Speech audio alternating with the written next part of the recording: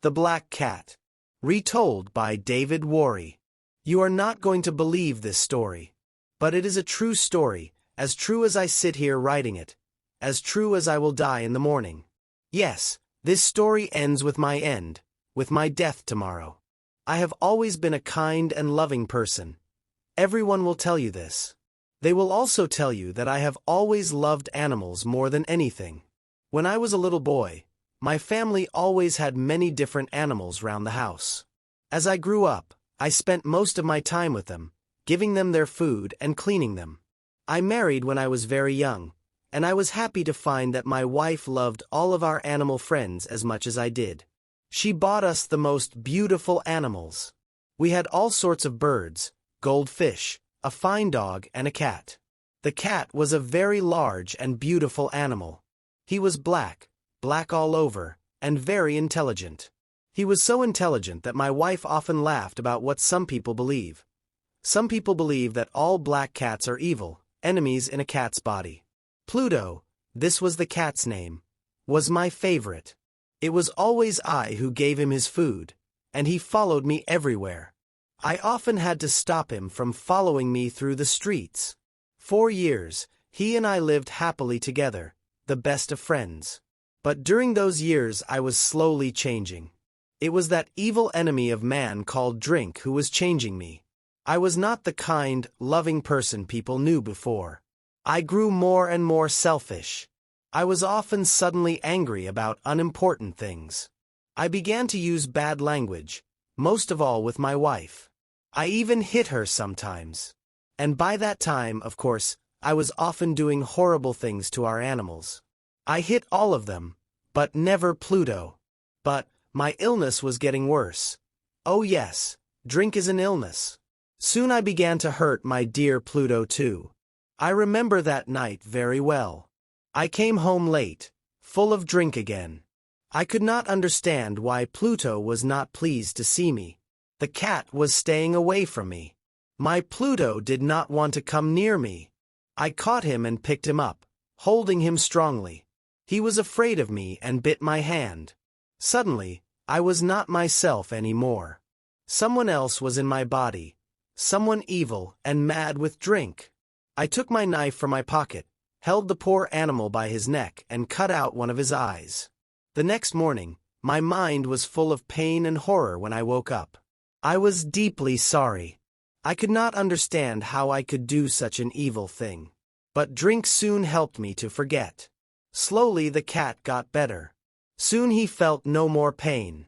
There was now only an ugly dry hole where the eye once was. He began to go round the house as usual again.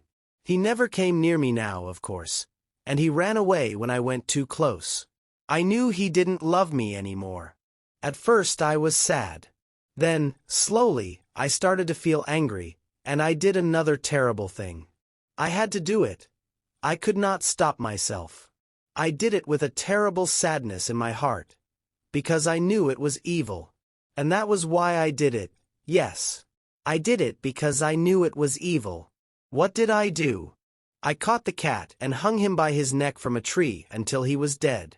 That night I woke up suddenly. My bed was on fire. I heard people outside shouting, "Fire! Fire!" Our house was burning. My wife and our servant were lucky to escape. We stood and watched as the house burned down to the ground. There was nothing left of the building the next morning. All the walls fell down during the night, except one, a wall in the middle of the house. I realized why this wall did not burn, because there was new plaster on it. The plaster was still quite wet. I was surprised to see a crowd of people next to the wall. They were talking, and seemed to be quite excited. I went closer and looked over their shoulders. I saw a black shape in the new white plaster. It was the shape of a large cat, hanging by its neck. I looked at the shape with complete horror. Several minutes passed before I could think clearly again. I knew I had to try to think clearly. I had to know why it was there. I remembered hanging the cat in the garden of the house next door. During the fire, the garden was full of people. Probably, someone cut the dead cat from the tree and threw it through the window, to try and wake me. The falling walls pressed the animal's body into the fresh plaster. The cat burned completely, leaving the black shape in the new plaster. Yes, I was sure that was what happened. But I could not forget that black shape for months. I even saw it in my dreams. I began to feel sad about losing the animal. So I began to look for another one. I looked mostly in the poor parts of our town where I went drinking. I searched for another black cat, of the same size and type as Pluto. One night, as I sat in a dark and dirty drinking house, I noticed a black object on top of a cupboard, near some bottles of wine. I was surprised when I saw it. I looked at those bottles a few minutes ago, I thought, and I am sure that object was not there before. I got up and went to see what it was. I put my hand up, touched it, and found that it was a black cat, a very large one, as large as Pluto. He looked like Pluto too, in every way but one. Pluto did not have a white hair anywhere on his body. This cat had a large white shape on his front. He got up when I touched him, and pressed the side of his head against my hand several times. He liked me. This was the animal I was looking for. He continued to be very friendly, and later, when I left, he followed me into the street. He came all the way home with me. We now had another house, and came inside.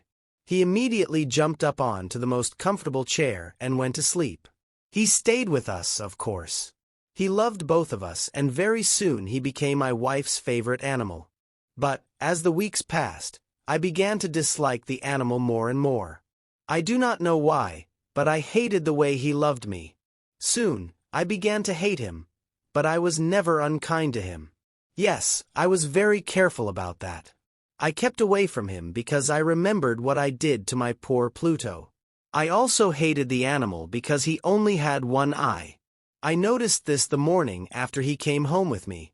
Of course, this only made my dear wife love him more. But the more I hated the cat, the more he seemed to love me. He followed me everywhere, getting under my feet all the time. When I sat down, he always sat under my chair. Often he tried to jump up on my knees. I wanted to murder him when he did this, but I did not. I stopped myself because I remembered Pluto, but also because I was afraid of the animal. How can I explain this fear? It was not really a fear of something evil, but then how else can I possibly describe it? Slowly, this strange fear grew into horror. Yes, horror. If I tell you why, you will not believe me.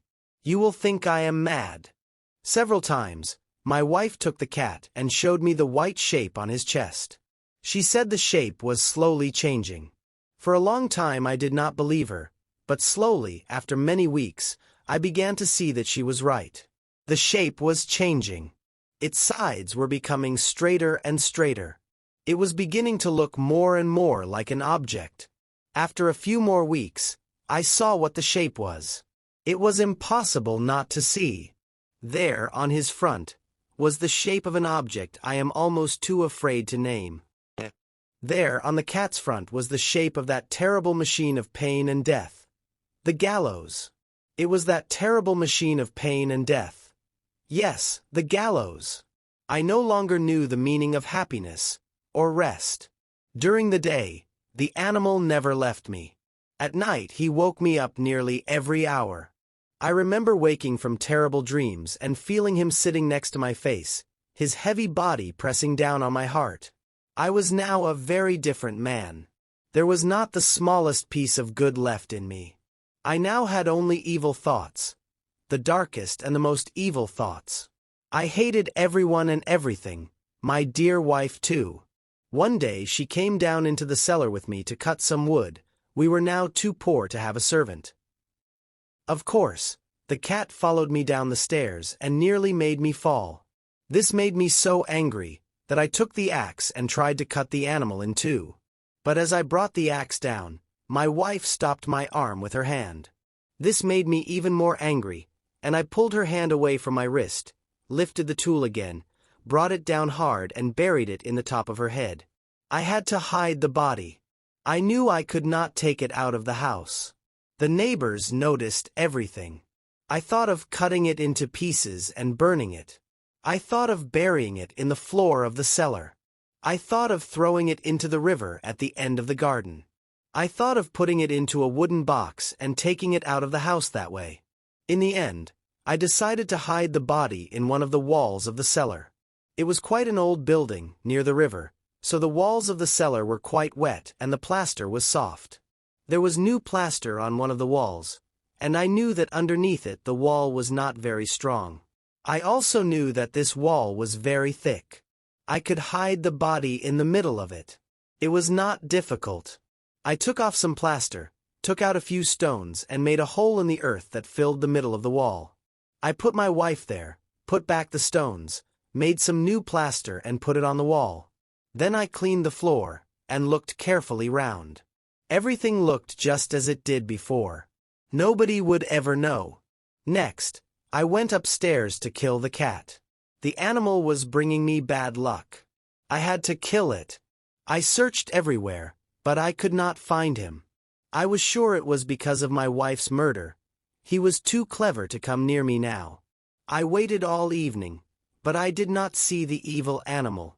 He did not come back during the night either.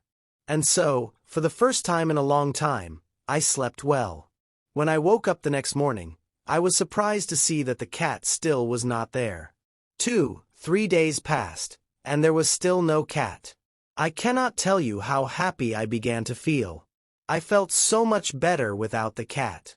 Yes, it was he who brought me all my unhappiness. And now, without him, I began to feel like a free man again. It was wonderful. No more cat. Never again.